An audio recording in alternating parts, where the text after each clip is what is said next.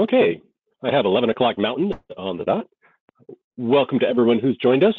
We appreciate you joining us today. Welcome to the 2022 Agency Administrator Refresher Webinar. This webinar is being organized by the Wildland Fire Management Research Development and Applications Program, or Wildland Fire Management, RD&A. This group was created to promote application of wildland fire scientific knowledge, develop decision support tools, and provide science application services to the interagency wildland fire community.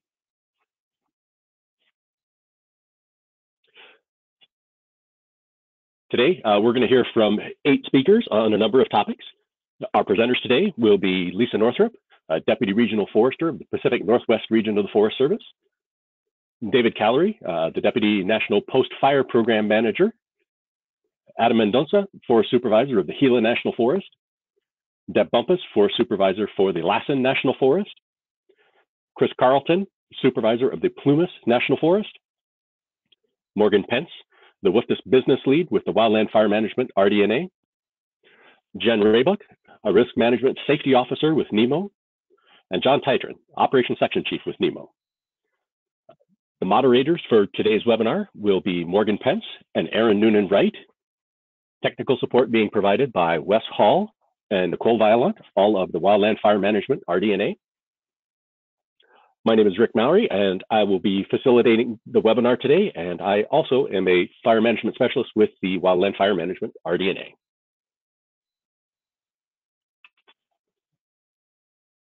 Couple of quick technical points before we get started. You may have noticed the webinar was started with all attendees muted in order to prevent any catastrophes with audio today. During question and answer periods, please use the raise hand button, which I will point out in a moment, so that a moderator knows to unmute you. You should feel free to post questions in the chat, however, at any time during the webinar today. When you are asking a question on audio, please identify yourself first and speak directly into your microphone so that others are better able to hear you. And a reminder that today's webinar is being recorded and will be posted at the Wildland Fire Management RD&A website shortly, along with all supporting materials from today's session. A brief orientation to the GoToWebinar controls. The orange button with an arrow near the top will show or hide the webinar control panel for you. If you don't see the rest of your webinar control panel, you can use that button to display it. The raise hand button is located below that.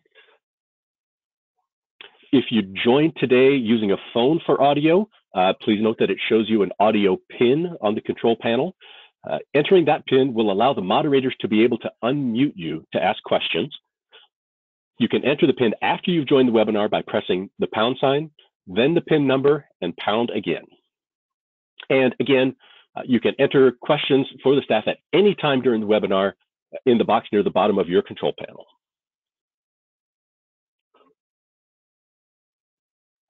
Okay, with these details out of the way, let's get started. We have a great panel of very distinguished speakers today and a lot of information to present.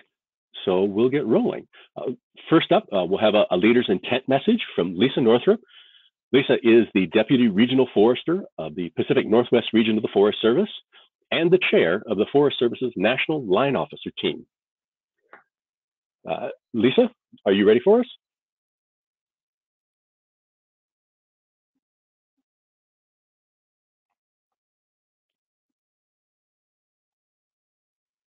We'll give a moment to figure out sound for Lisa here.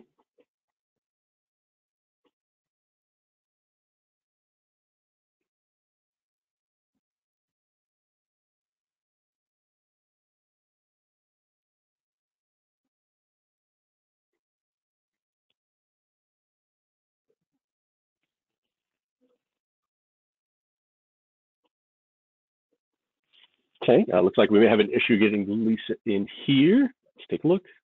Okay.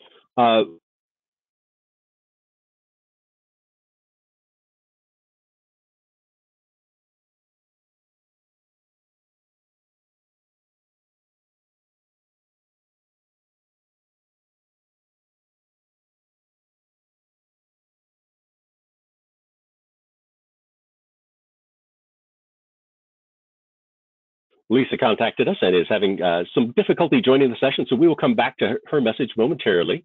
The next presentation that we have up, however, is on resource advisor issues. Joining us today is David Callery, hydrologist by trade. He is currently detailed as the Deputy National Post-Fire Program Manager and is the resource coordinator for the Northern Rockies region of the Forest Service. Dave, I have your presentation slides here ready to present. And we are ready to take it away whenever you are. You should be unmuted. Great, thanks, Rick. Let's see, I'm not showing an option to share my screen. Do you have my? Nope. Oh, you're up. Here you go. Totally I do. Would you prefer to advance your slides yourself? No, I'll let you go ahead and do that. Thanks. Okay, I'm ready when you are. Good deal. Thanks, Rick. So yeah, as Rick noted, am Dave Callery. I'm normally a hydrologist with the Northern region and also of the Forest Service, and also the Regional Resource Advisor Coordinator for that region. As of a few weeks ago, I'm now the National or Deputy National Post-Fire Program Lead with the Forest Service.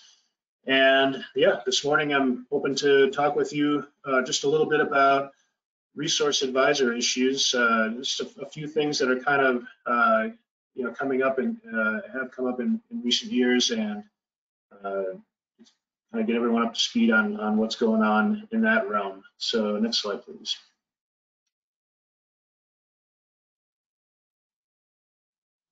Yeah, again, in the next 10 minutes or less, we'll just do a quick overview of the resource advisor position. This is something I think everyone here already has a pretty good sense of, so we'll skim through that and then touch on some emerging issues, and then lastly, kind of send you off with some thoughts on what you can do both in the off season and during an incident to ensure that the resource advisor is successful in their role in representing you and your interests and the interests of your unit during an incident.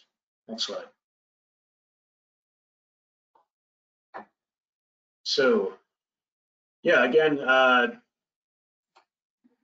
more or less a review probably for everyone, but the READ is a liaison between the agency admin and the team. As you all know, pretty typically the resource advisors or the lead READ will be interfacing more with the local line officer and serving as the agency rep, and a little less directly with you as the agency admin. But ultimately, they're representing you and your unit. It's something I always emphasize during any training I'm putting on for this position is that a resource advisor doesn't make any decisions. They provide information to the decision makers, which include you and of course the IC and everyone in the IC's chain of command. The last thing I'll say is a READ really has to be present and plugged in to be effective.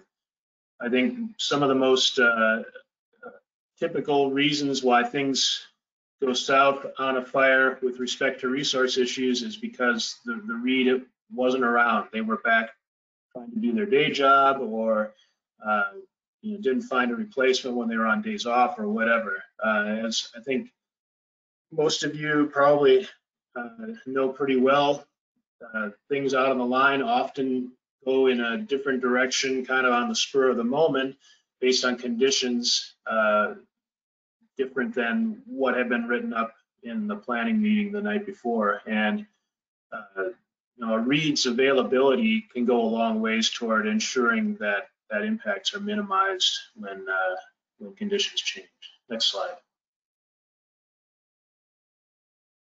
Just a few more. I'm not going to go through these point by point. The goal of this slide is just to kind of underscore how complex a resource advisor's job is. They really need to be on top of a lot of different things and in a lot of different places at the same time.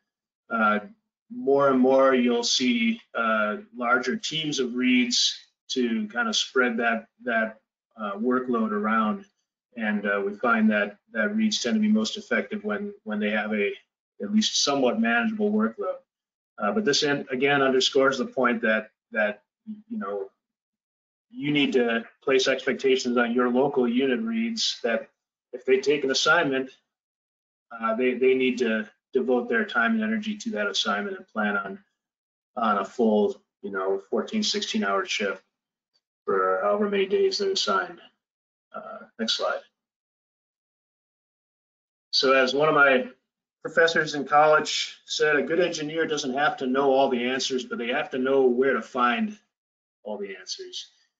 And given the breadth of areas that a resource advisor needs to be able to respond to the team on, they really need to, one, to be well prepared, and two, to have a good set of resources to help them answer questions in the spur of the moment.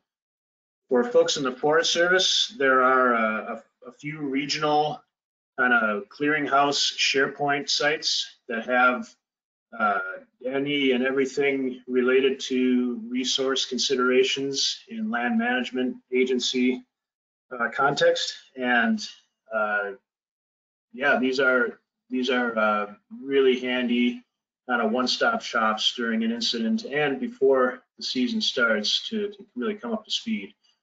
For folks that aren't in the Forest Service, and unfortunately the SharePoint sites are only accessible to the FS folks, there's also a group called the READ Cohort, and it's kind of more of a grassroots, somewhat loosely organized interagency group that has a Google Drive site that's accessible to anyone that has the link. And generally in your READ communities, folks are going to be aware of this. This group does a lot of outreach. They have a monthly call in most months anyway of the year, presenting on different READ topics and so forth. And then lastly, kind of in the upper right there is just an example of a unit-specific resource advisor's guide.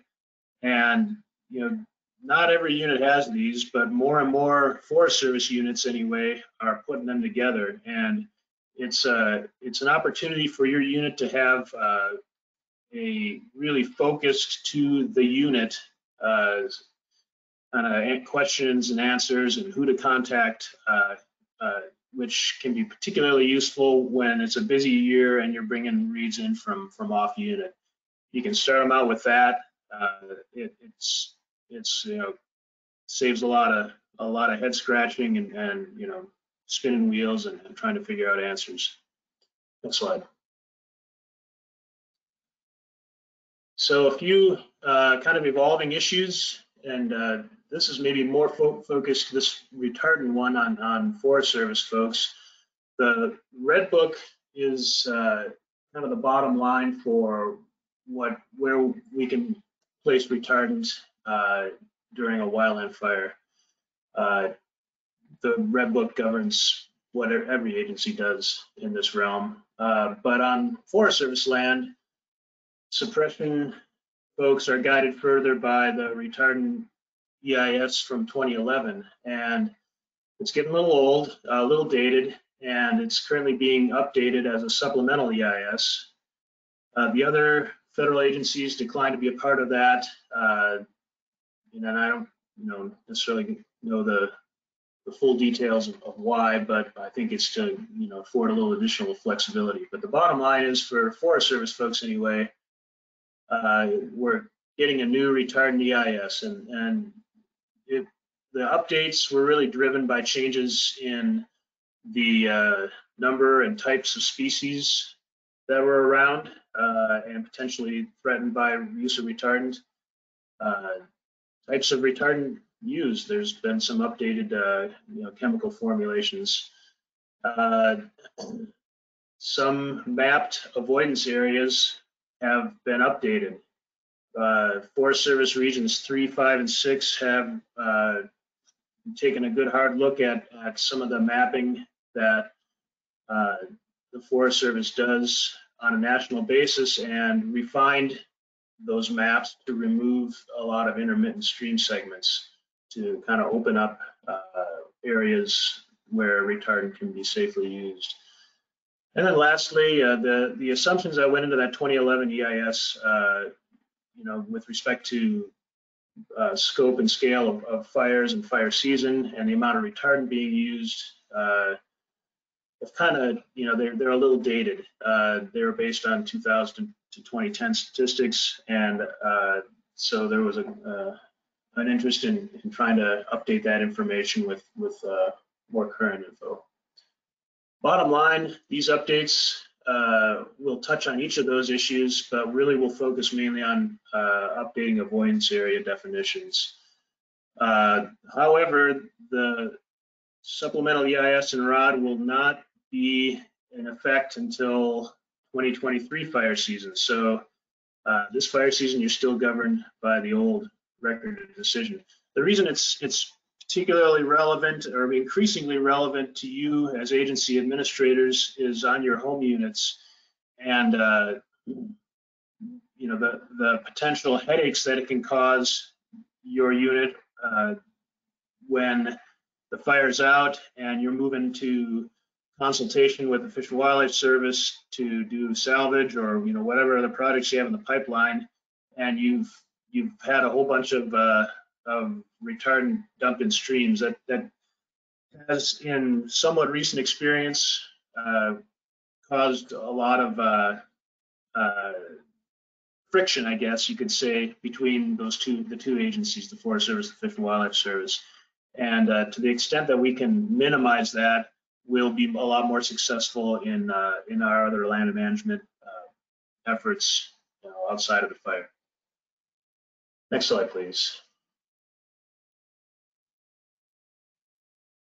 And so just a quick mention on mapping. You can see in the right side there's an example of the Forest Service produced map. It's from northern Montana, so you have the Flathead and the Lewis and Clark National Forest down there with all the pretty colored lines. And then on the upper right, there's BIA land with the Blackfeet Reservation, and then Glacier National Park on the left with nothing mapped. Now, as I understand it, the DOI, the local DOI folks will put together their own retardant maps and have that kind of stuff available, but it's an extra step. So being aware of what information is already out there and that the Air Ops folks already know about versus have to go digging for can be helpful. Lastly, on intrusion reporting, it used to be a lot, well, first of all, we're no longer calling it misapplication. I'm not sure why, but now it's a retardant intrusion. And there is a relatively new as of last year, database for reporting intrusions. And it's really slick. It's a lot more efficient than the old method. It's required for intrusions on Forest Service ground. It's optional, but encouraged on non-FS land. Next slide. So the last issue I'm going to talk about, second issue is AIS, aquatic invasive species. I'm going to hustle up here because I'm starting to run short of time, but the bottom line is these things are proliferating, and we're helping proliferate them in suppression. The more we can be aware of this, the higher the odds are that we can not be a part of the problem. And your local reads especially are going to be critical in lining out this information pre-season and having equipment on hand and guidance on hand for when you do have a big fire and do need to deal with it. The incident reads can help the team know where to get water, where they should and should not use water, how and when to decontaminate different types of equipment, and where to find those decontamination materials and supplies. Next slide. Last issue, bigger fires, more communities, homes in the WUI Other life and safety values at risk equals more line, more contingency line, more shaded fuel breaks, etc. Certainly, Fireline is an important tool in the suppression toolbox, but as I think a lot of you know, mechanical line and its proliferation can result in some of the largest management-related disturbance impacts that we have on public lands. And yeah, the RE obviously has a role to help you with that. You're the bottom line on deciding, how much line you're comfortable with. Obviously, that's something that is dictated by the circumstances, but your RE can help you explore options for line construction that minimize negative impacts. Maybe they know where, that old mining road or grown-in logging road is they can reuse, or a way to shortcut around the wetland or whatever. The REIT also can and should coordinate ASAP with local timber folks and fuels personnel to manage not just the merchantable material, but also the slash that inevitably, there's a whole bunch of after one of these or several of these lines go in. And that's further complicated by mixed ownership and logs. And if a REIT can tie in with the timber folks and get that stuff sorted out before the line even goes in, then you're saving yourself a lot of headaches after the fire's done, minimizing the mess that you have to deal with once the team goes away. Next slide. So in the off season, there is a lot you can do, especially at your home unit, to position the unit for success in protecting the resources during the fire season. First and foremost, encourage development and training of your resource specialists in REIT positions. Encourage folks from all different positions, engineers, timber folks, everyone can play a role. And every year, the last several years, we've been running short of REITs on a national basis. Also, like I said earlier, encourage the development of a local unit REIT guide if you don't already have one. Again, they can come in really handy. AIS decontamination.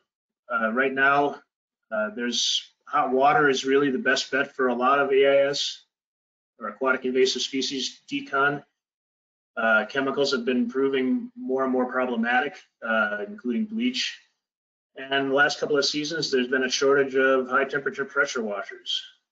So, your units should have a couple of these at least, and have them ready to roll when fire season starts. These things are, for the kind that you can tow behind a truck, they're generally under 10,000 bucks, and they can go a long ways towards keeping you out of trouble on the AIS front. I guess lastly on the preseason work, organization of REITs at the regional and national levels can really take the load off of your local personnel, both in trainings and in refreshers, but also after the fire season and after action reviews and other learning opportunities. Regional folks can help coordinate assignments during busy fire years, and also they definitely can play a role in coordinating with fire and aviation folks at the regional level. Next slide. And last. So what you can do on the incident to ensure your REIT's success. As soon as the fire moves from IA to extended attack, or as soon as that first dozer, helicopter, or tanker is ordered or shows up, you really should be getting your local experienced REIT ordered as well. Get them plugged into WFDS development when that's getting put together. When you've got a team coming in, spell out the REIT's role and any resource expectations you have in the delegation of authority letter. Make sure your REIT is plugged in at the in-brief. That's a critical time to meet with all of their key contacts with the team, get numbers, faces to names and so forth. And then, really lastly, whether it's directly or through your agency rep, stay engaged on the resource side of the fire. Make sure things are going the way you want them to go. And with that, next slide. And I don't know if I've got any time left, but happy to entertain any questions.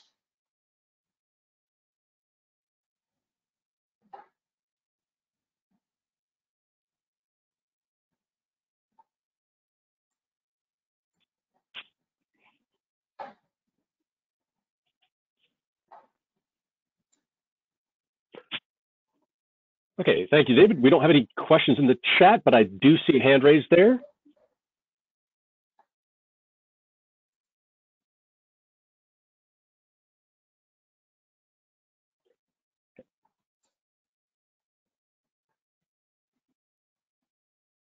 Okay, Carrie, I see that you have a hand raised for a question, but you also have yourself muted. You should be able to unmute yourself now. Yeah, it was very delayed. I kept clicking on it, and thank you. This is Carrie Sakarik. I'm Deputy District Ranger in Colorado National Forest and also a longtime read. A lot of this was really good information, but we used to have at least a draft read task book that we're working through when we were developing reads, and I've been a read instructor. And a lot of the materials that we're requiring for reads, we have no task book anymore in NWCG. And so I've seen in my incident world that a lot of people are appointed as reads with really none of these skills. So I'm the line officer now that would use a read. I'm concerned that we can be calling in reads that are not aware of a lot of these requirements. They're not, maybe haven't been trained in the retardant incursions or the mitigations. So I'm just kind of wondering why we've weakened, in my professional opinion, we've weakened that NWCG role by not making sure that they're prepared. Yeah, that's a great comment, and I actually have some information to follow up on it too. First of all, yeah, in the existing system where the resource advisor, both the Fireline read, the reef, and the office read, as I call it, the read, are in the positions, the supplement, not the actual NWCG position guide. And so the standards are pretty loose. There's no formal task book, et cetera. So the best thing you can do under that circumstance is to have a good cadre of well-trained local reads whom you can get on your incident and will know what they're doing. But obviously, I think we all know that that's not always the way things work, either because personnel moves on or they're off on another fire or whatever, and you're bringing folks in. Well, there is a group, an interagency group that I am a part of right now that's working with NWCG to get these positions moved into the position guide. I think PMS 310-1 or 330. I always forget the number. In any event, part of that process will be to standardize training expectations, including N9042, the read training, nationally across all agencies. Right now, it's kind of a roll your own approach, and also develop task books for both the read, the reef, and a forthcoming lead read position that will be a new qualification. Won't be ready for this fire season, but by 2023, that stuff should all be ready to roll, and hopefully, moving in the direction to get ahead of the issues that you just brought up. Great news. I have a lot of up-and-coming biologists and a new aquatic ecologist that I would love to get into that course. Yeah, good deal. Get them all going. Thank you, David. We have a few more questions in the chat that we'll see about fielding as we go into the presentations here, but let's go ahead and get moving so we can stay somewhat on schedule. We are going to loop back to Lisa Northrop. Lisa is the Deputy Regional Forester for the Pacific Northwest region of the U.S. Forest Service. She is also the chair for the Forest Service's National Line Officer team and is joining us today to provide a leader's intent message. Lisa, I believe we are ready when you are. You should have the ability to present your webcam and audio. It looks like you have yourself muted, Lisa, but you should be able to unmute yourself.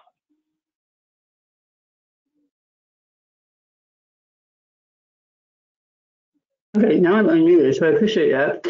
Thank you. And let's see, I have a bunch of stuff open on my screen, so I think I will just leave my camera off.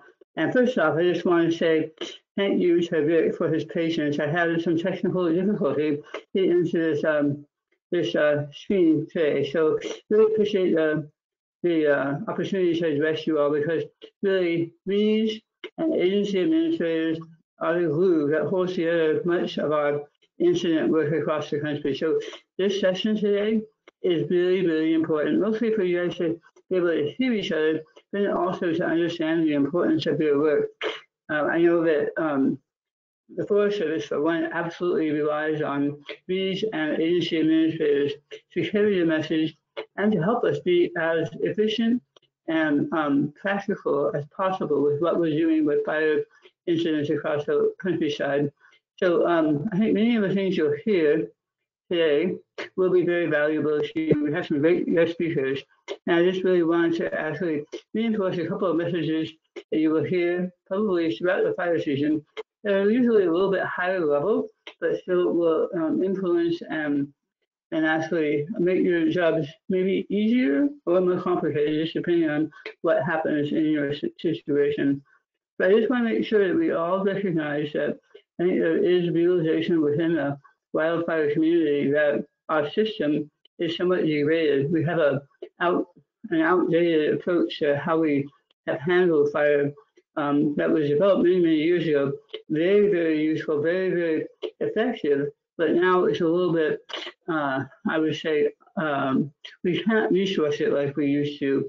And so we'll see more places where we have resource constraints moving into this fire season. So when that happens, and by resources, I mean both people and stuff. And so when that happens, I really hope that our agency administrators and RVs will help us maneuver that situation to realize we're going to have to prioritize some of where we send resources, and that old practice of just throwing resources at a fire, hoping it will go out, is probably not going to be a reality this next fire season. So let's keep that in mind. And then I really want to talk about working with partners and making sure that we hear what their mission is and that we actually redeem our responsibility to act in a boundaryless sort of approach with fire, mostly because fire doesn't respect boundaries. So very important to know who your partners are. And then it's very important to actually redeem your communication of what your agency values and objectives are, and to figure out that middle of the ground approach that actually, respects those differences in objectives, but it also helps us be efficient.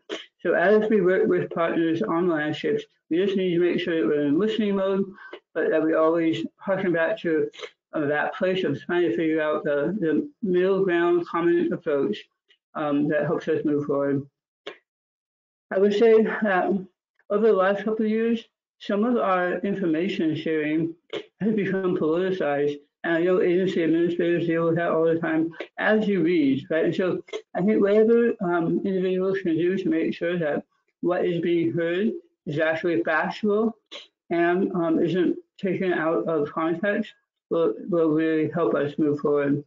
So obviously, a lot of line officers in those agency administrative positions will know what I'm talking about and will actually think about what they can do to improve communication. Lastly, I just want to talk about the dynamic tensions that we all find ourselves in, mostly because we know we have a program of work, we know we have a fire season, a fire year that's happening even right now in the South and Southeast, and we need to make sure that we think about other things that are coming into the system and prioritize those tasks. So we have WIT coming into the system, We have IIJA coming into the system. We have a lot of different funding streams coming in, and we have a lot of people that are expecting a lot of us as we move forward. And so to the extent you can work with your line and your leadership in your location to actually hit those things, prioritize, so that we use resources effectively and judiciously, I think it will help us all. So with that, Rick, thanks a lot for carving out some space for me. And I'm really happy that agency administrators and reads are on this call together, because I think that cross-function learning is huge for success moving into the future. Thank you very much, Lisa. Okay, a couple of quick things. A reminder first that you should have handouts available in your webinar control panel. There are several handouts that go with the resource advisor position. We see several questions in the chat that are related to those handouts. Those are available during the webinar, and they'll be hosted along with the recording of the webinar on the Wildland Fire Management RD&A website. Also, there is a poll being launched in the available to all attendees now, just to get a sense of some of the audience that we have for the webinar today. If you would, as we go through some of these presentations, please take a look at that poll and respond as you can. For the next presentation that we have up, we were looking to share some of the experiences of some of your fellow agency administrators who have managed challenging fires recently, and get some of their advice on what sort of decision support tools did and did not work for them. And the first person that we have up for this is Adam Mendonca. He is the forest supervisor for the Gila National Forest in the Southwest region. Adam, we are ready when you are. Excellent. Can you hear me? We can hear you loud and clear. Excellent. Sounds good. So I actually appreciate you all having this portion of this. So as line officers, we always try to do our best to manage and hope for positive outcomes, but every once in a while it doesn't play out that way. And so I'm happy to share an example where I had to manage through a pretty difficult scenario and the way that turned out. And so specifically last year, talking about the Telegraph Fire, which occurred on the Tonto National Forest, I was over there as a visiting agency administrator, trying to help coach in as advanced, but also help with just the incident. And so quick frame up, Southwest was pretty dry last year. Fire starts, rapid fire growth over the first couple of days, which threatens quite a few communities. So our firefighting efforts really were focused on working along a major highway to keep the fire south of that highway, and each community we ran into, then we were engaged in trying to keep the fire out of those communities. Some of the tools we used when we first started were things like, and some of these are newer tools, so I want to point them out, the potential control locations. And so PCL, you'll hear it used, or SDI, suppression difficulty index. Those are some of those new tools that you're starting to see show up in WOTUS, as well as the evac times. What those things really showed is we had some really difficult country we were working in. So not a lot of potential control locations until you get right up against those homes. If you get out in the country, it's pretty remote. So your evac times start to get pretty high. And so we're talking with the team as we're managing through this fire about those types of scenarios and issues. And it was really helping drive our operations. Our operations also included both day and night ops. And I've been an agency administrator for quite a few years. And one of the things I've noticed is we ebb and flow with our day and night ops. And I'm seeing a lot more night operations coming back with our fire management. And so if you're an agency administrator that's maybe not used to that or hasn't seen it, it can influence that decision space and what you see. And specifically in this fire, we needed the night operations because the fire activity during the day was so intense that we were really making better headway at night. What I will tell you is some of the tools we use don't look the same or don't predict the same at night as they do during the day. There's just a change in scenario. And so that decision may change slightly. For this specific scenario, our night operations show up one night, right when the fire's getting near Globe, Arizona, and so it's really starting to bump the town there. And night operations made the decision, real time, that we need to do some firing operations around a specific set of comm towers and summer homes. And the intent was we're going to light that area and leave because it's not a safe place to have firefighters. And we did that. As it played out, we held the road as the fire impacted the road that ran up to those communication and summer homes. We actually held the road that night. So now we had fire on top of the mountain. The main fire hadn't gotten there yet. We were able to hold it that night, and that fire, the back firing operation, was now threatening summer homes and the comm towers that we were trying to protect. And so we spent a solid day the next day actually trying to address and deal with our backfiring operations. Now, the way that played out was that the main fire actually did come across the road, again, going back to intense daytime fire behavior. It crossed the road. It did join up with our backfiring operation. What occurred, though, as part of our backfiring in that event occurring is that we burned down 2 summer homes in the process of managing that fire. And one of those summer homes was a congressional's home. And so the fallout associated with all of those activities was pretty intense. It instantly generated an absolute ton of congressional inquiry, media attention. And so in the grand scheme of us trying to manage a fire and do the best we can, we had done a ton of great firefighting work, protecting community after community, making well-informed decisions on the tactics we were using, utilizing the tools we have. And many of these new tools, we were talking about them. All of that gets quickly overshadowed, though, by a real-time decision that to this day I will say was the right decision, to go and proactively try to light around infrastructure that we couldn't put firefighters near when the main fire hit, but we lost some infrastructure. And what I'll tell you as an agency administrator, and what I found was one of the key tools I would tell you not to forget about is the networks you build when you're before season and during season. So when all of the media inquiry stuff started, when the congressional stuff started, when we had to work through that, really, I started leaning on a bunch of other forest supervisors, district rangers.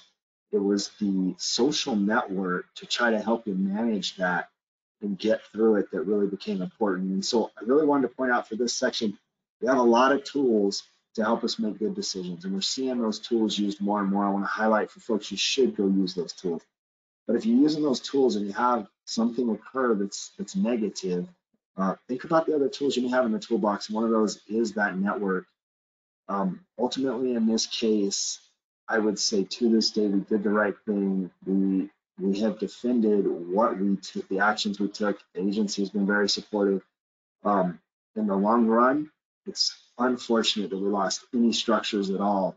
But as far as decision makers, how that played out, I felt supported, and it's been a good process. So I think the other part is make sure you understand as you're making those complex decisions, the communication that goes into that. So who are you notifying? How are you notifying folks, both up the chain of command as well as your partners? And Lisa touched on it. How do we engage partners?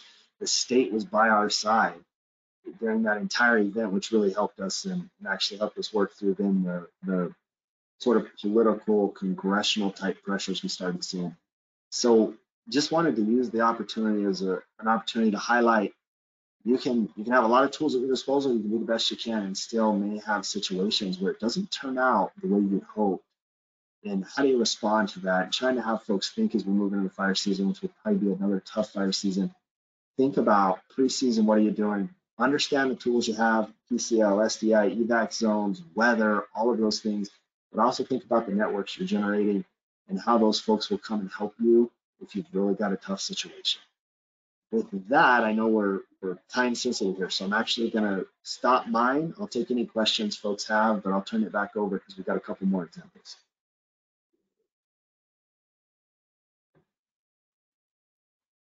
Okay. If anyone would like, now is an opportunity to ask questions of Adam. You can either raise your hand for asking a question on audio, or feel free to, again, to enter any questions into the chat.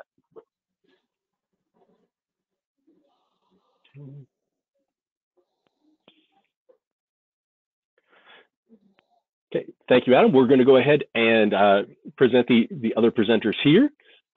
We'll continue to take any questions for Adam, however.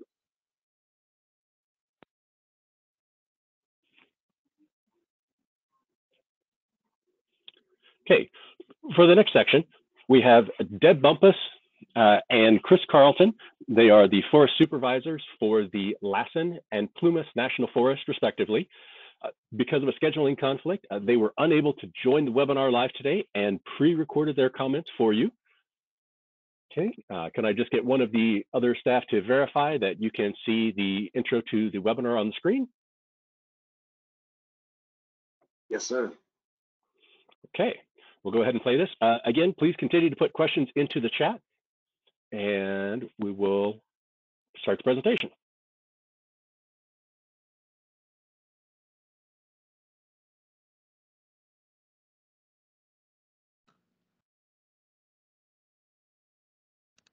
Okay, we're ready when you are. Well, hello, everybody. I'm Deb Bumpus. I'm the forest supervisor on the Lassen National Forest. Chris, go ahead.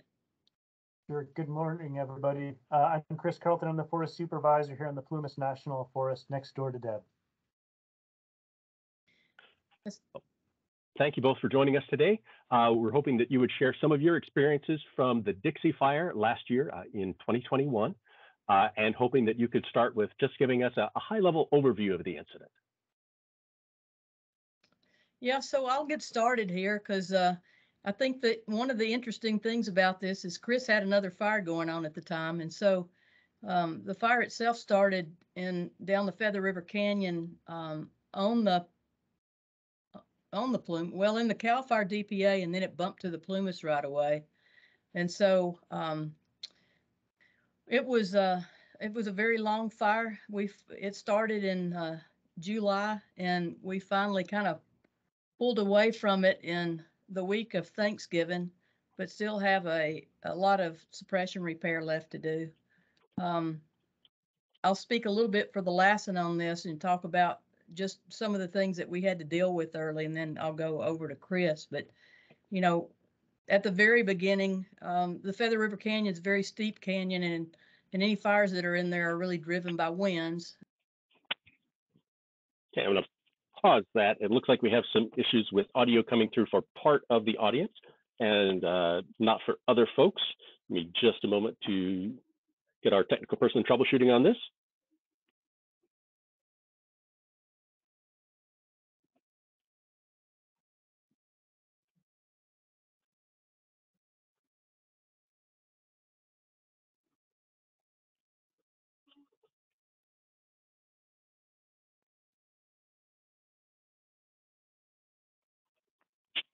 Okay, for those who have joined by phone, you may actually have to turn on the speakers on your computer to get the audio to come through correctly. Let's try that. Yep, several people have noted, swap the audio to the laptop instead of speakers. So it looks like it is specific to your audio settings. All right, we'll go ahead and resume the video here. You know, afternoon winds are really pushing it. And so the Cal Fire, it was in their DPA, their response area. And really, we're hoping that they could get on top of it right away. They had a drone in the area trying to get some pictures because it was steep, couldn't access it. Somebody else was actually flying a drone at the same time. And so that caused them to have to step down what they were doing and also pull the aircraft out of the area. So that probably gave it a little bit of a head start when it got into some winds. And then it pushed up canyon. It pushed up up on the valley floor into the either side of the canyon. So it went into the Lassen, it went into the Plumas. We had fire growth of anywhere from 30 to 50,000 acres a day at least every fifth day we had something like that. And so it went from really hitting some private land,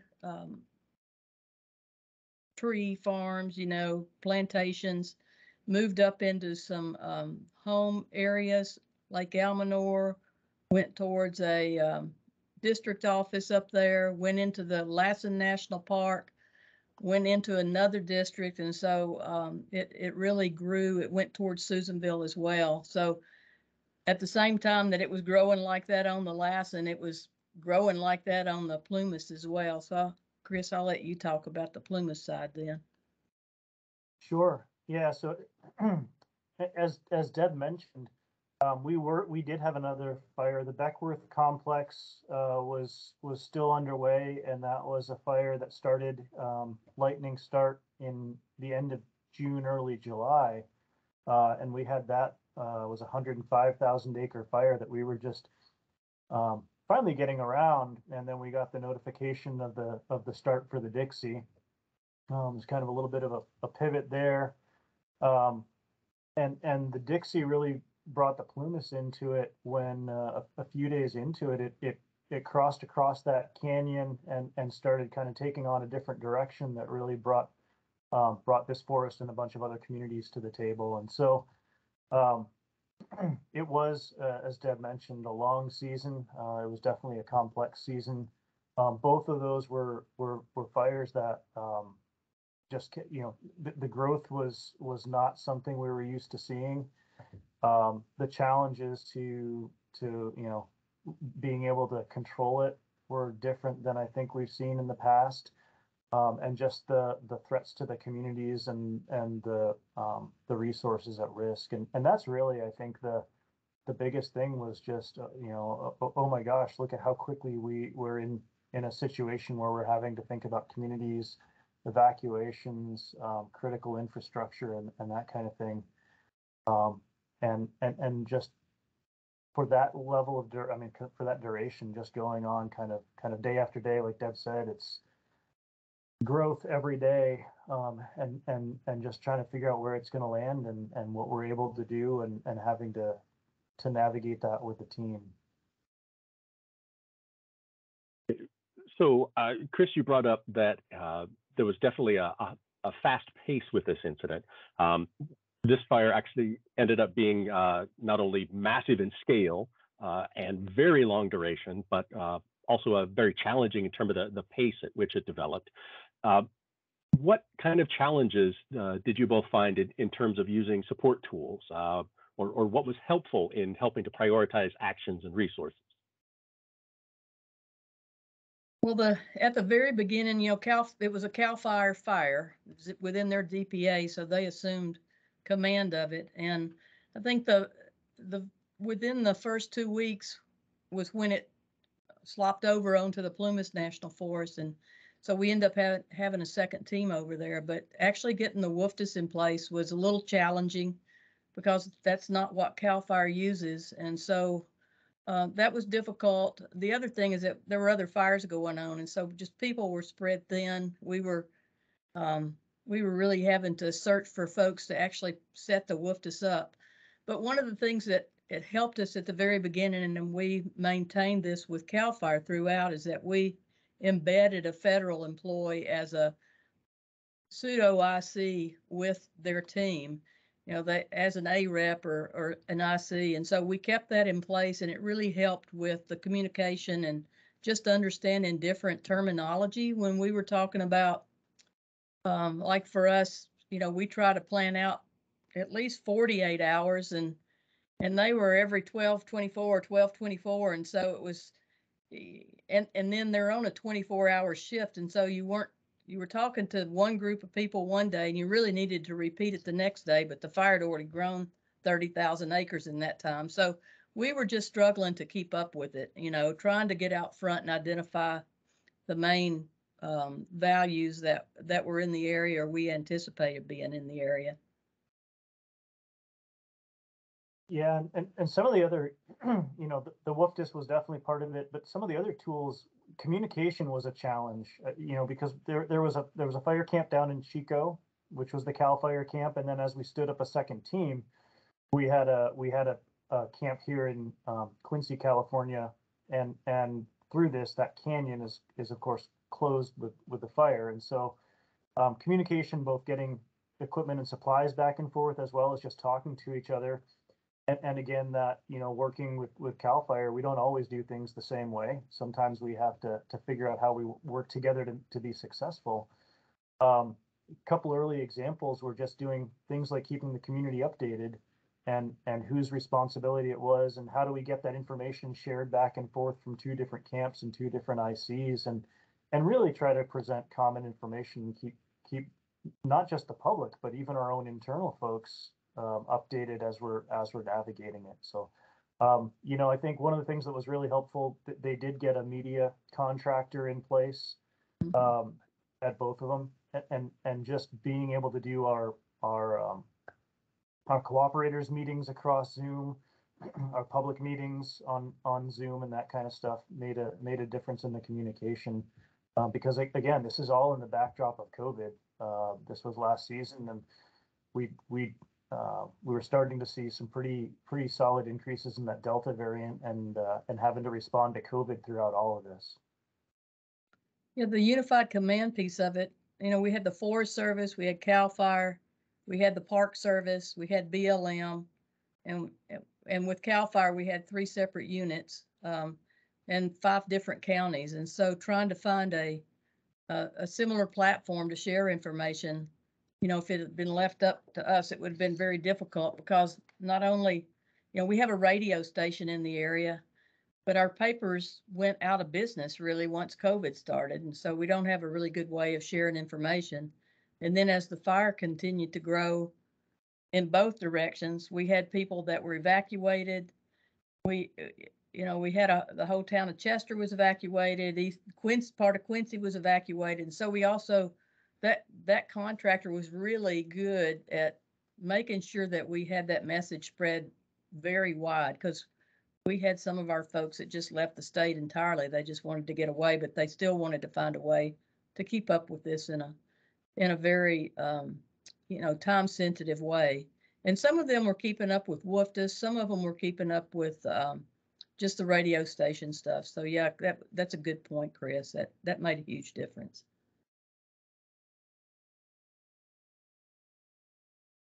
Okay, so you've maybe highlighted a couple of things there in terms of gaps of some of the tools available to us, looking at some cross-agency platforms and ways to get public information out.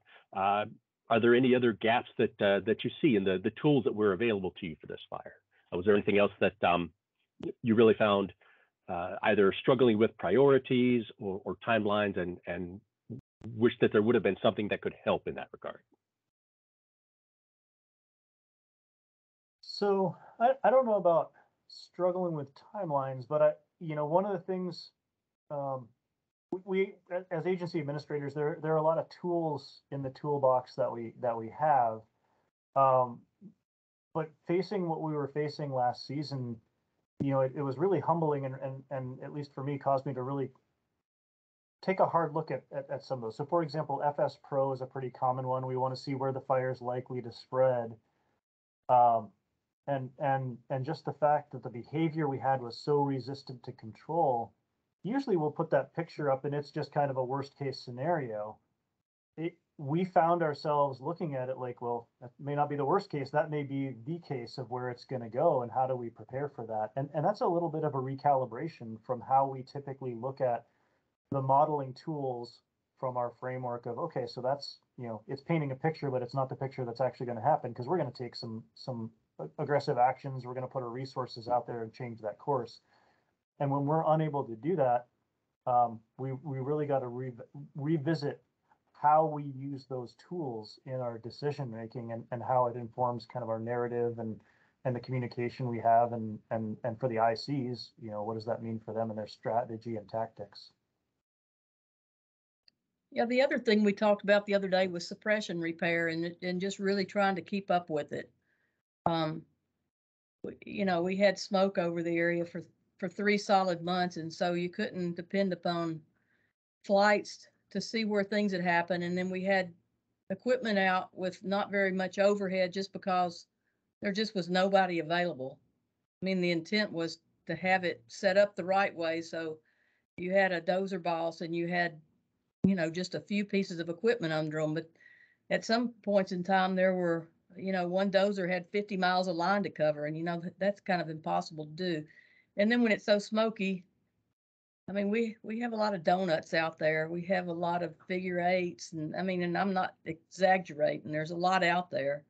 So it took us a long time to get into that suppression repair mode. Just because of that, we had to send a whole new crew out there and start at the ground level to really figure out where everything was. And so, you know, having a tool, having something that could help with that so we could get the suppression repair started a little bit earlier, I think it would have helped a lot too.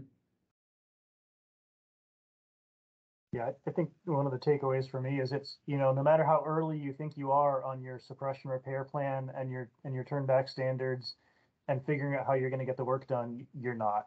You're never too early for that. And just the more you can track it as you go, the less you got to do trying to piece it back together on the back end's a lot harder.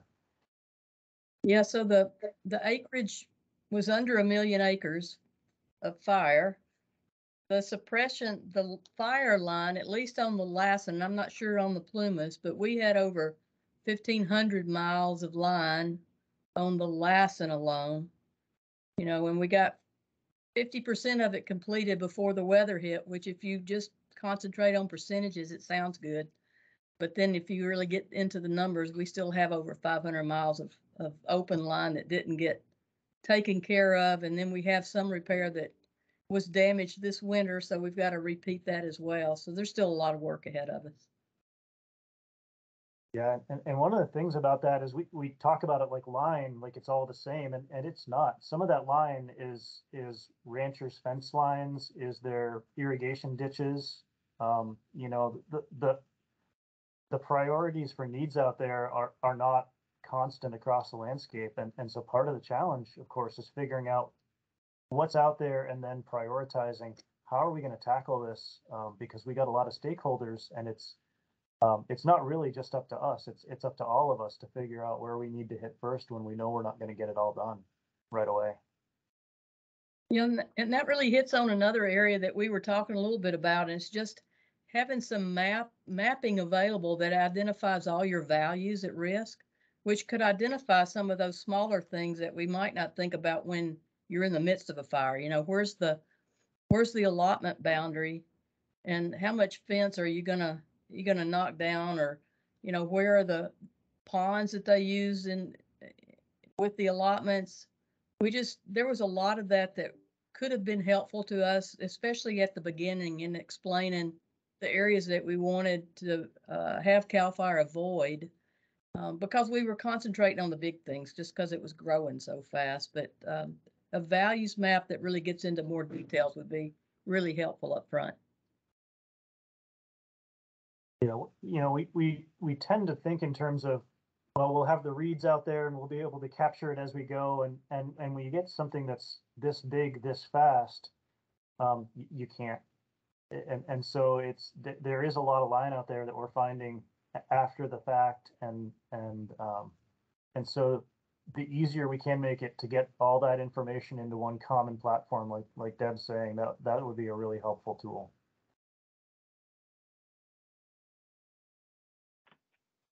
Well, you guys have outlined what was an amazingly challenging incident that is still presenting challenges today. We're kind of gearing up to have another very interesting fire season, both throughout the West and Southwest and a number of different areas. What would be your top advice for your fellow line officers going into this fire season if they find themselves in a similar situation, managing a very rapidly emerging, challenging incident like this fire? Well, for me, if we had another fire that, you know, was in unified command from the beginning, there were some pieces that we could have put into place, some people that we could have put into place a little bit earlier, not just an IC, but have our folks that are driving the WFDS be at the camp with us so they can interpret to the strategic planners.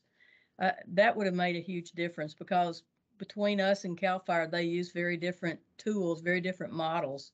And it took a little while to get us on the same page. So that's one of the bigger things. And then it got so large. The other thing that was difficult was just in explaining the size of it when we were trying to get resources. You know, because people were looking at the number of resources that we had, which were exceptionally large, but then not for a million acres. And if you think about how we staff our fires, you know, every 50,000 acre gain typically would have had a team on it of some type, but we had 2 teams. And then as we got towards the end of the season, we didn't have any type 1 teams, and we had to bounce it down to type 3, which it was, you know, that was really unfair to them, and they did a great job, but it was so challenging. So I think just maybe I put too much trust into what I was hearing from CAL FIRE over what they thought they could do, and didn't pull the trigger fast enough to request a federal team once it crossed into Forest Service DPA on both sides. And we got somebody in on the, you know, the Plumas side within 7 or 10 days, but that still was probably at least 5 days too long. Yeah, I think if I was facing another season like that, it's about don't expect you can do it alone. You know, regardless if your title is agency administrator, I can't tell you how many agency administrators we had on this fire across the 2 forests, and how many folks came in to help. And that's something that will always stick with me, is just the support and help that we had from other folks. I mean, we had a cadre or a strike team of agency administrators, you know, just to handle the WFDS and to handle the COVID piece, and then, you know, all of the briefings and all the other stuff.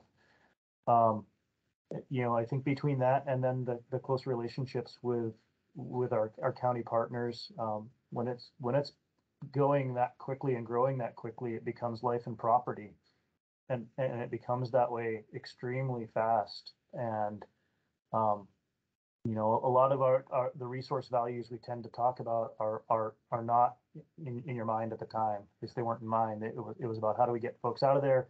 What are the trigger points for evacuations? Mm-hmm.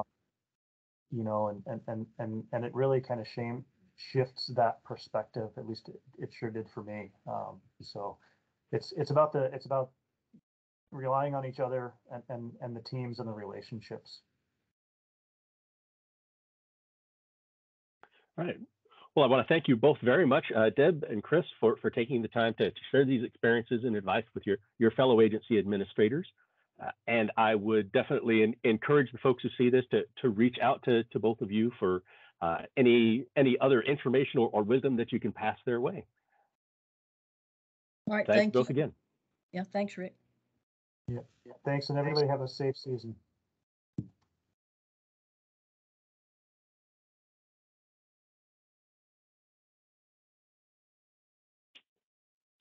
Okay, thank you everyone for bearing with some of those technical issues there. Again, we put this in the chat, but as well, for anyone that wasn't able to get the audio working for that video, we will host it as well, along with the recording for the webinar on the RD&A website.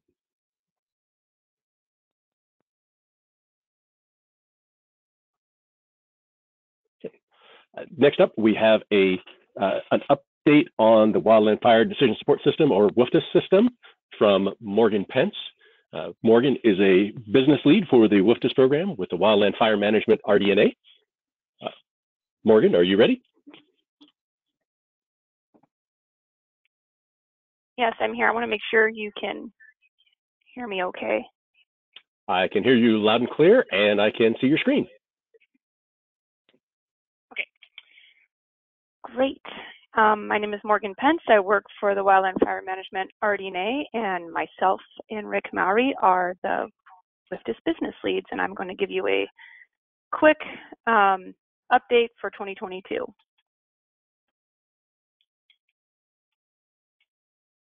If my screen will advance, there we go. Okay, this is just your annual reminder to make sure your account is current. That means making sure your phone number and your email are accurate in your profile for your account. And the reminder that you have to change your password every 60 days. This is an IT requirement, not something that we have control over.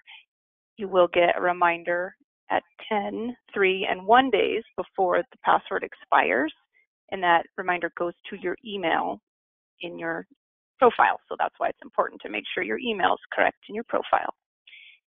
If you don't reset your password, which we know happens all the time, the help desk is there to help reset your password for you. We have links to the help desk and their phone number on the WFDS homepage, so they should be very easy to find, and they reset passwords 24/7.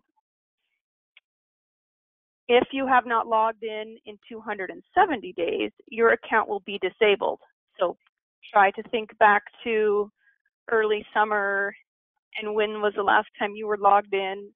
And if you think it's been 270 days or close thereof, you may be disabled or about to be disabled in the system. And the only person that can re-enable your account is your geographic area editor. And I will have a slide just up next to tell you how to find this person for you. So if your account is disabled, you need a GA editor to re-enable you, which means assign you your role again. Then the help desk will give you a password reset. The main message that I want to share for 2022 is that there's no large front-end changes. WFDS for 2022 is, for all intents and purposes, the same WFDS that you all loved and used last year. In 2021, we did make some improvements with bugs and errors and warning messages, but no major changes. And then this year, 2022, most of the year is dedicated to upgrading the infrastructure and security upgrades to make sure WFDS can remain online and stable. So you should not see any new buttons or any new features. It's the same as it always was. Okay, this is a screen that will show you how to find this geographic area editor.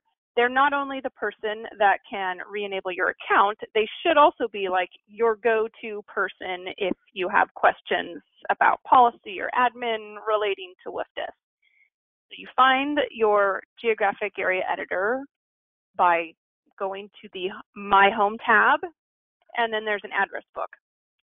And then you can filter based on the role of geographic area editor, and then narrow down by your geographic area or your agency. Now, some geographic area editors cover more than one geographic area, so you may need to turn on more than one geographic area to find the person that covers your area. If you are disabled, then you can't log in to find this person, but don't worry, the IIA Help Desk has a list of your geographic area editors. So if you call them and say, hey, I'm disabled, I don't know who my geographic area editor is, they will ask you what agency do you work for and what geographic area are you located in. And then they will give the name, phone number, email of your geographic area editor to you. And then this is just also a good time to remind you that this time of year is a good time of year to get with your WFDS data manager if you haven't been in WFDS for a while, and ask for a WFDS walkthrough to see what your unit's data is, or attend a local WFDS refresher if there's any going on in your area. There's one feature here I wanted to call your attention to. It's not new, but if you're a new agency administrator or you're a relatively new WFDS user, it might be a lesser known feature for you. There is a planning area notification feature. How this works is you will subscribe to a unit.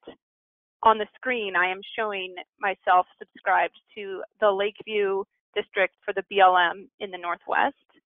If you click subscribe then to that unit, if there is a fire that has a planning area that intersects that unit and there's a decision, a draft decision created, you will get an email notification as such. So if you want to have WFDS help track planning areas on the lands that you care about, you can go into WFDS here, My Home, system preferences, and subscribe to the units that you manage and represent.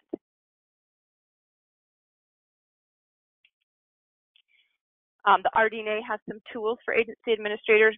Many of you are probably already familiar with this, but if for those that are new, the RD&A has a web page. That's the Agency Administrator Toolbox. There's multiple resources here, including where we will eventually post this webinar, but there's also a lot of other guides and handy resources that you can check out this spring as you're refreshing for fire season. And then lastly, for the future of WFDS, one slide here, the RD&A is still working to build the next generation of WFDS. There have been some delays. So the timing is uncertain right now on when it will be available. The Forest Service Fire Aviation and Management FAMIM team will be updating the fire community later this spring regarding the release timing. In the meantime, users should anticipate using this current version of WFDS for this fire season 2022 and 2023. And that concludes the WFDS refresher. I'll be on the rest of the webinar here. If there's questions about WFDS, you can put them in the question pane and I'll be helping answer them.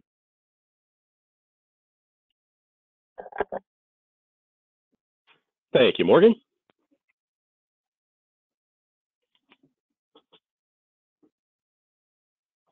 Okay, so we've kind of had a couple of threads running through some of the presentations today. So Lisa mentioned talking about some of the scale of incidents and how to prepare for those. Deb Bumpus and Chris Carlton described a fire of around 1 million acres with thousands of miles of line on it. The presentation from David Callery, looking at resource advisor issues, talked about some ways that you can provide that ounce of prevention that offsets more than a ton of cure. And kind of continuing in that vein, we have a presentation now looking at some ways that have recently been used for assessing some of these large incidents and some ways that we are looking at eating that elephant coming up. So presenting for us today, we have Jennifer Rabuck, who is a risk management and safety officer with NEMO, and Jon Teutrine, who is an operations section chief with NEMO. Are you guys ready? We can see your screen there. Excellent. Can you hear us okay? I have you loud and clear, Jennifer. Fantastic. Thanks. Yeah, we just wanted to spend a few minutes with you all. I appreciate your time today. We wanted to go over the strategic risk assessment and strategic operations. There's been a lot of buzz about this in the main streets lately, and we're really excited that it's getting some airtime. So just in the next few minutes together, we just want to give you a quick overview of things and make sure that we're all on the same page and answer some of those really basic questions. Obviously, we could deep dive into this, but given the amount of time, we just want to get you an overview, and we'll certainly share our contact information with you if you have additional questions afterwards. So let's get started right off the bat. What we want to do is just start out with a general risk management overview. So there's 4 different levels of risk management. This should be review for most of you. The biggest, most large umbrella would be called enterprise risk management. And that's sort of like the organizational, cultural theater in which we're operating. And sometimes it's actually multi-agency, multi-jurisdictional enterprise level risk management. And that sets the tone for everything that comes underneath it, right? So stepping down one level from that, you're going to see the strategic level of risk assessment. And that's what we're really going to dive into today with some of this SRA component. Right below that, however, is the operational risk management level, and that's kind of that day-to-day stuff that's in the field. So for example, think about next operational period, those 215As or Rs that you would normally see around an incident management camp. And then right below that is what we call the real-time level of risk, or that in-your-face type of stuff. So the person who's operating the chainsaw, do they cut that tree or not?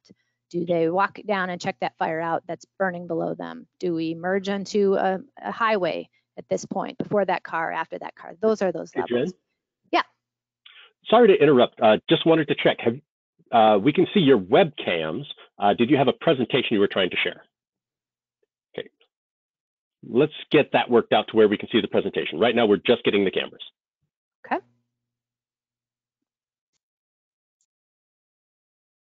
Who's trying to share the screen so I can make sure they get presenter? Jon is. Yep, Jon is trying to share.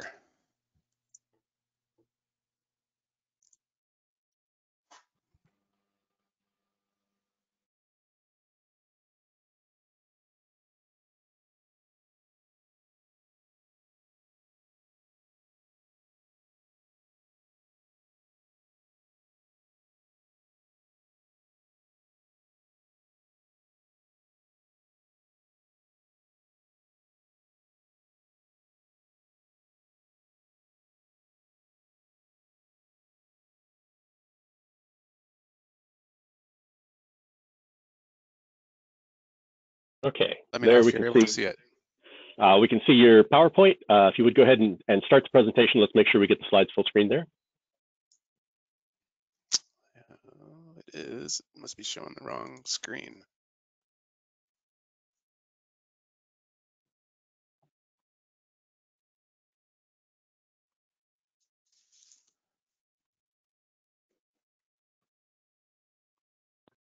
So while John's doing that, I'll just go ahead and do some introductions. We kind of skipped over that here. I'm Jen Rabuck. I'm a safety officer with the National Incident Management Organization. There we got it, John, or the NEMO program.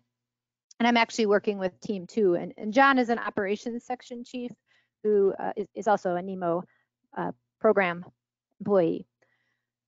So we'll just pick up where we left off. This is that stacked up level of risk management. You can see enterprise, strategic, operational, and real time.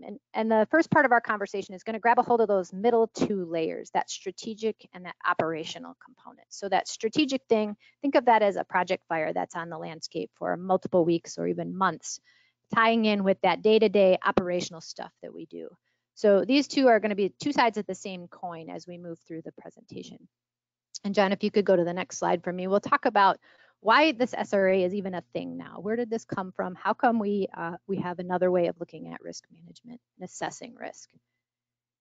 And largely, it's because we have so many ways of doing this. For those of you who have either hosted an incident management team or teams or have been on an incident management team, you know that there is no one way to do this. Every team who comes along has a different system, a different product, a different matrix that they're using, and it can be super confusing for everybody from the teams to the agencies who are hosting them to the agency administrators who are trying to understand how these risks are being assessed, all the way to the boots on the ground who are trying to know if their safety is really being considered in a way that's meaningful. So in 2017, NMAC and CGAC actually came up with a tasking to try to take a look at how in the world are we communicating risks between teams and the agency administrators that are hosting them. Is it effective? Is it efficient? And what sort of best management practices can we use? So the SRA was born in a way to add some consistency to this, to add some uniformity to it, and really to try to take some of the good work that had been happening, the effective things, the methods that we were using, and put them together into one process and product. So we hit the streets with it in 2021 in a test model, and we'll talk about that in a little bit. So John, if you go to the next slide, how is this any different? Really, it's two pieces to the strategic risk assessment. There is a conversation component, and then there is a product component. And the really big one is the conversation or the process piece. It's the magic that happens when you get people together talking about this in a thoughtful way, in a critical way, and unpacking it. And then, of course, there's the product to help document it. So on your screen, you can see the people who are commonly involved in this. Sure safety, sure operations, but we add in other folks like logistics, medical unit leader, communications folks, the FBAN, other technical specialists, air operations, and really critical to have involved are the ICs or their deputy, the agency administrators and the representatives, and even people like resource advisors and FMOs from the host units. So having these people all together in one spot, regularly talking about risk, creates this really unique alignment and understanding, gets everyone together on the same page, it builds relationships, and makes sure that they're talking the same language when it comes to risk. What's acceptable, what isn't, where those blind spots might be that they can actually unpack. So this is really critical that the agency administrators are engaged at this level. A big piece of that is the why behind it. They need to tell us why they wanted the team there in the first place. And we're going to get into the values piece in just a minute. If you could go to the next slide for me, John. The other piece of the conversation is just throwing everything out there, but then you have to sort of wrestle with it, make some sense out of what you're talking about. So asking some hard questions about how does this feel to the group? Have we looked at all the alternatives? Are there any unintended outcomes? It really helps us look at things differently than just filling out an operational risk assessment does. So if we go to the next slide, we'll take a look at what some of the teams who tested this out in 2021 felt for us.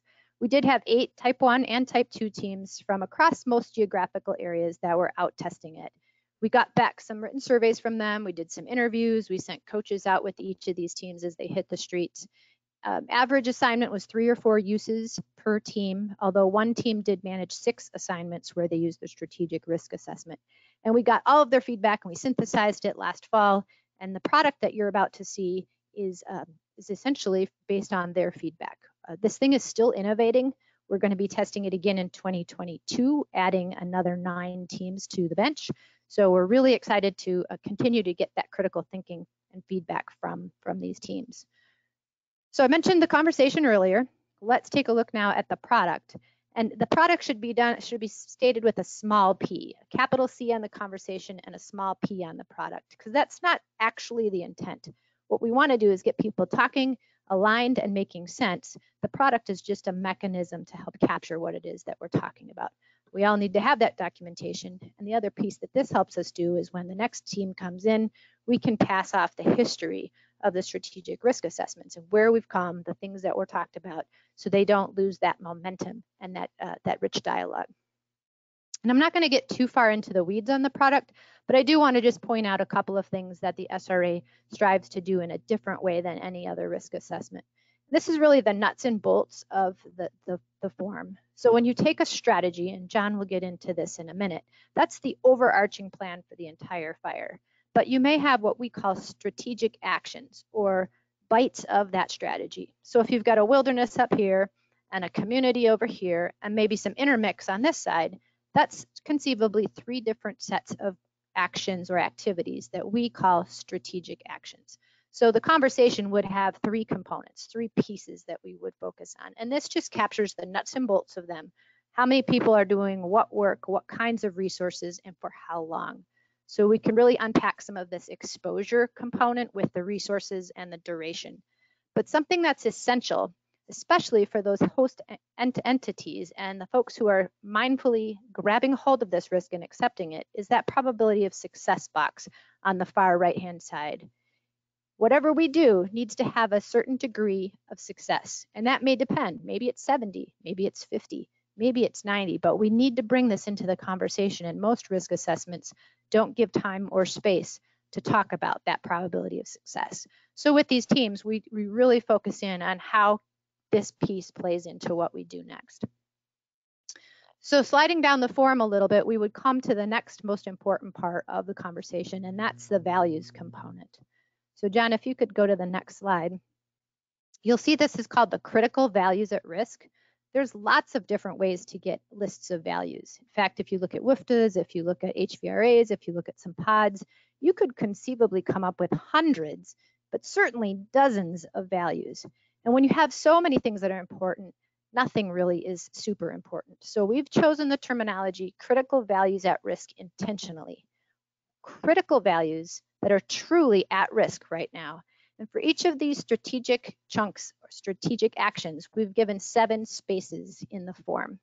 Maybe there's only 3, maybe there's only 5, but we really want to drill down from the hosting entities, those resource advisors, the FMOs, the agency administrators, what is important to you and how bad would it be if that thing were impacted? Not what does the team think, what does the host unit think? And then, of course, we can work with the probability of impact from using our FBANs and IMETs and that sort of FS Pro data. If you just click one time for me, John, it will bring up a risk matrix, very similar to others you may have seen, but there's specific definitions here that can help inform severity of impact to a value. And again, I don't want to get too far into this. Let's just keep looking at the rest of this form. Values is really important. Right here tells us the juice. Now let's take a look at the squeeze. Oops, we do have another product that we can use to help agency administrators capture this data. So how do you go from the dozens or hundreds down into those critical values at risk? And it's just a simple tool that you can have with an Excel form and certainly a map, even if it's crayon or highlighters, just something to help us that we can digitize later to help us inform our strategy, the lines on the map, and really understand when we're saying a community or a historic structure or a certain kind of habitat, where is that exactly? Next slide, please, John. Here comes the squeeze part. So responder risk. It's not just firefighter, it's actual responders. So everybody, pilots, it's even the support staff that are helping us out. What we've done here is we've grouped the risks into 6 categories that you can see in the gray shaded boxes on the left-hand side of this. And they're the major gotchas that are out there, right? So we don't want to think about individual tripping hazards that might be out on the landscape like an operational 215 risk assessment. That's important and it will tier to this, but we want to pick our heads up just a little bit and think larger.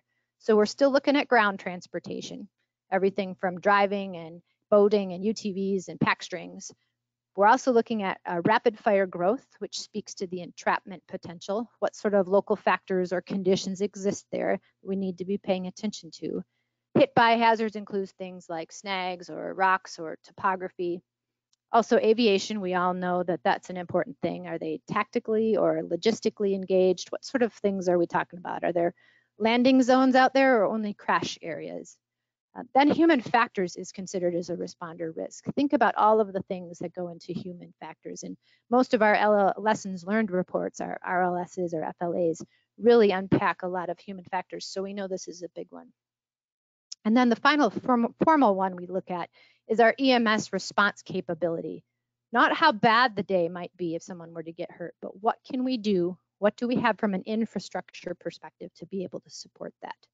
So this uses a very similar risk matrix that auto-populates throughout this conversation to show us what those responder risks end up with. John, if you could click for me, it will bring up a box that's really important to capture this conversation from a risk mitigation and rationale perspective.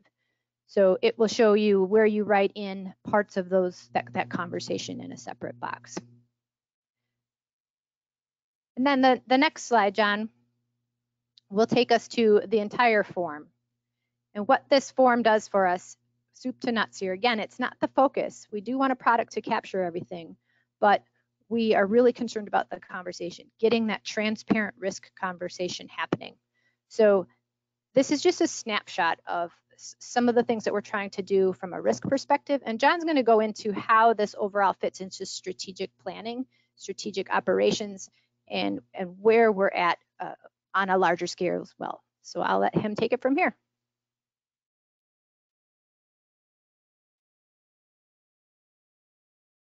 Great, thanks, Jen. And sorry, my computer's glitching here on the PowerPoint. So we'll shift gears and talk a little bit about strategic ops. And strategic ops was really, SRA was moving down the tracks and alpha testing last year. And strategic ops, this conversation really started in the fall after this fire season. A group of ops chiefs recognizing that, our fires are getting a little bit more challenging. We're dealing with, not just a team transition, but teams transitioning 4 and 5 times on incidents, and how that long-term strategy is critical as we move through team transitions and get alignment early on the incident. So some of the questions we started to ask, we were recognizing that there's a lot of good teams out there that are developing long-term strategies on fires and are doing it very effectively. So we dissected that a little bit. What do they have in common? What's making them successful? How are they applying science and other new analytics in that time wedge that we deal with on fires to build these long-lasting strategies on an incident, something that can help us get alignment much sooner. And what we found is the teams that are doing that have a clear intent and process to do this on every incident, to build strategic plans. They commit resources to it. They use advanced analytics. That plan is produced in a visual format. There's a map that goes with it that can be used as a communication tool, both internally and externally. And that strategic plan will either validate the objectives or serves as an opportunity to have that discussion about revising objectives. And so learning this, we wanted to tackle this a little bit further. So what is strategic operations? Is it a noun? Is it a verb? Is it a person? And we really feel it's the verb. It's the work that needs to be done to make those strategic decisions on an incident, blending the best available science, collective experience, and collaborative planning techniques. And we really strongly feel that doing this early in an incident will reduce the overall risk to responders, to the values, and ensure alignment as we move forward on an incident much sooner. So as we started to dissect this, we took a look at, what is the role of an ops chief, and it's a spider web of a mess that we deal with that looks like this, and so how do we deal with all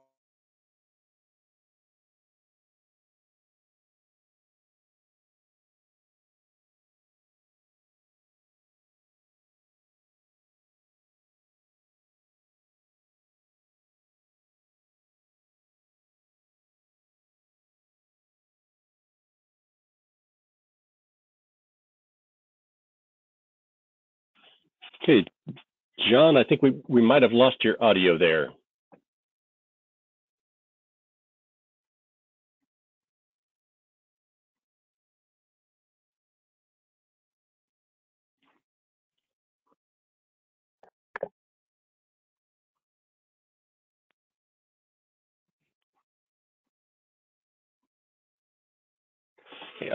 Jen, are you able to help us pick up on the presentation here?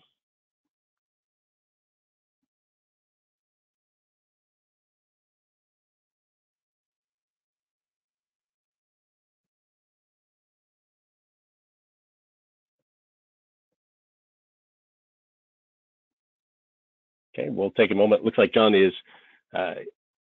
bumping off and trying to come back onto the webinar.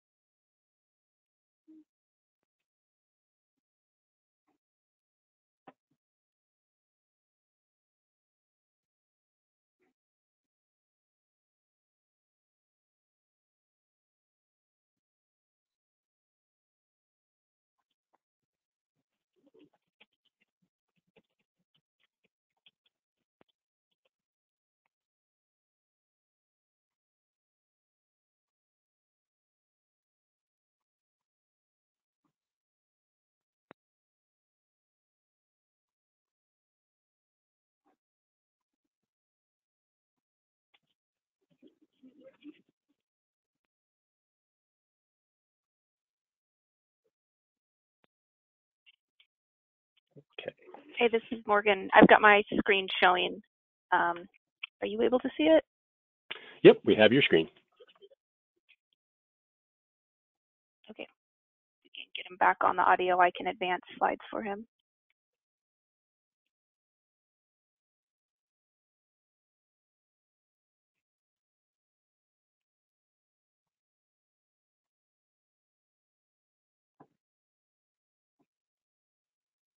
Okay, looks like he is coming back in.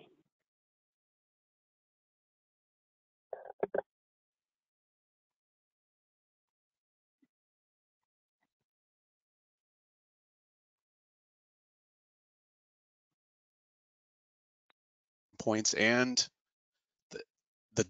the descriptions that go along with those. You could see the primary lines, the values at risk, potentially of evacuation John? planning. Yeah. Hey, you cut out partway through the presentation there. So you left us on the spaghetti chart of things as they tie into operations. Oh my goodness. Yeah. So we've got you back in. Can we maybe try just audio, not the webcam, and pick up from there? Okay. Do you still have my screen, or is that gone also? We do not have your screen at the moment. Okay. Okay, now we've got your screen. Great. Well, I apologize for that. Let's see if I can back the slides up to.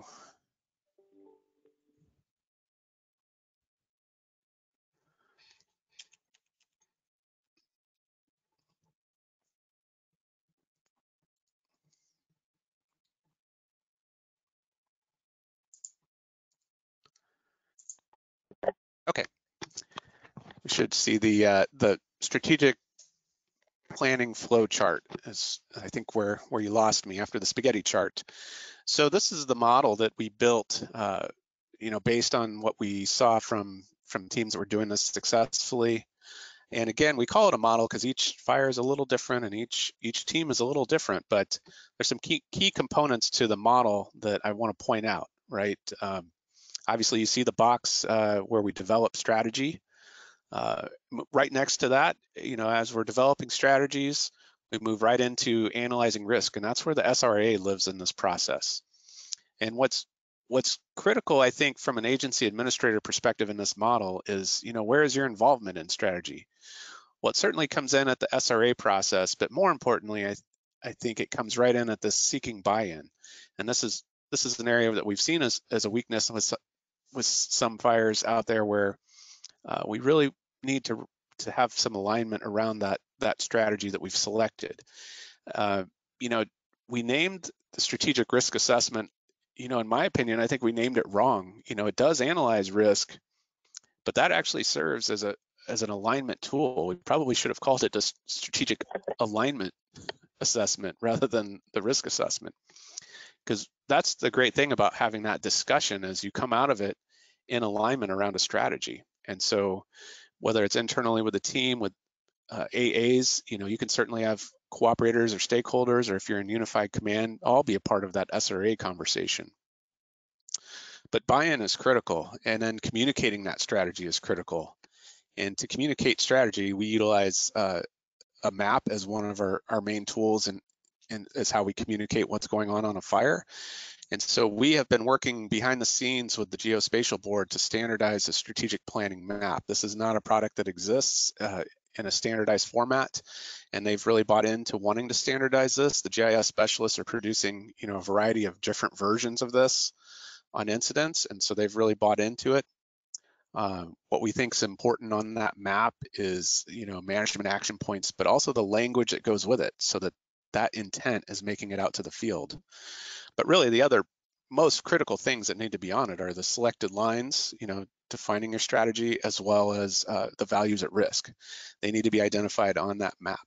And there's other things. We've built kind of a pick list of what you could put on it. But again, if you put everything on it, it'll turn into spaghetti and nobody will be able to read it. So each situation is a little different, and each ops will have to make those decisions on what goes on the map.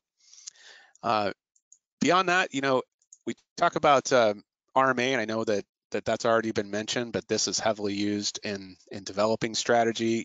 These are the layers that really feed into developing strategies for us, as well as the existing analytics we've used for years. But SDI and PCL that Adam was mentioning are great tools that we use heavily in building this. And that's a good example of what an SDI looks like on a fire and how it helps you find the pathways around the fire. I'm just going to click through these because I just want to touch on what we're doing in 2022. That's just a brief overview of strategic ops, and I know our time is limited, but we have been coaching with SRA. They did 8 to 12 beta teams, 8 regular teams, 4 NEMOs last year. We're bringing another 9 teams on and coaching this year. And so they'll be receiving coaching on an incident. Could be your incident with the SRA process. And we're now also offering coaching along with the strategic ops piece as well. So that's where we're moving forward. And I think I'll close it up there and just give it back to you, Rick. And if there's any questions, I'll be here to answer them. Okay. Thank you, John. We have gone over time a bit. We'll leave things open here for a little bit to see if there are any questions for John or Jen. And let's take a look at the question board here. John, there was a request to see if your presentation could be added to the downloads, and if that was something that we could make available for folks. Yes, I'm perfectly okay with that. And I did, I believe, share it with Wesley and Morgan so they could post that if that's okay with you guys. That is perfect with us. Thank you. Great.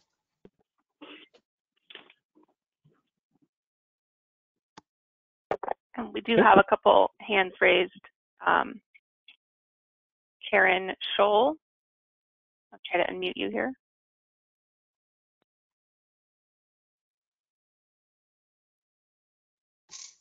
I cannot seem to unmute her though. Maybe she's self-muted.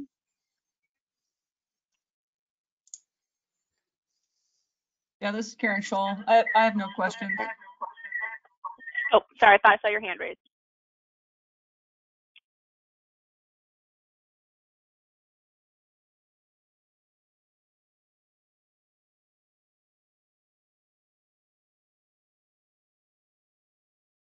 Oh, I do see one other hand raised. Oh, sorry, go ahead, Rick. Nope, go ahead, you're on it. There's Jason Armbruster, and I don't see that you're muted, so you should be able to speak.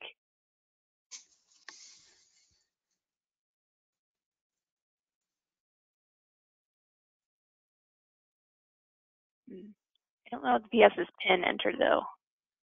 So it looks like he lowered his hand too. Maybe he does not have a question anymore. You can also put your questions into the question pane too.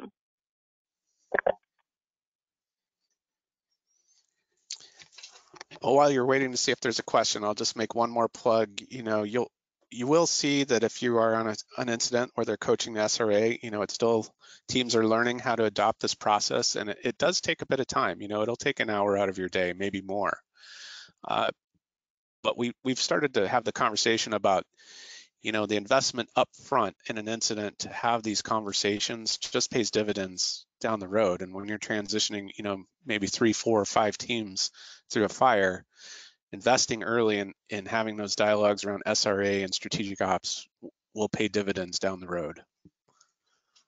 So that's just a good tidbit for you AAs to keep in mind if you're on a fire where they're using this process.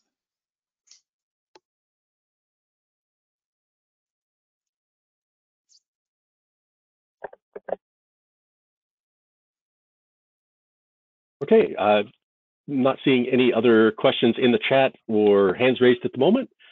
Let's go ahead and close out for today. Thank you very much, John and Jen, for presenting for us today. And thank you to everyone who joined us for the webinar today. I appreciate your patience through a few technical hurdles that we had there. Again, I'll say that the webinar recording will be posted shortly to the RD&A website. We have the link for the site there. It's wfmrda.nwcg.gov.